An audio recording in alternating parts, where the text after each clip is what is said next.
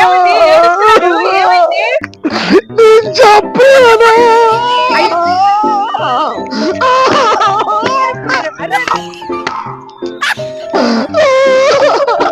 ఏమైందిరా? చెప్పండి. నేను చెప్పలేను. ఎక్కడ చూసినా మీరే కనిపిస్తున్నారు. నేను చెప్పలేను. ఏమండి? ఓయ్ మాస్టర్, అయ్యో అయ్యో మాస్టర్ ఆగోయ్. ఏమైంది నాతో చెప్పండి.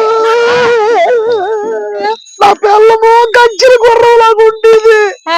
నేను రేసు గుర్రంలాగా ఉంటా.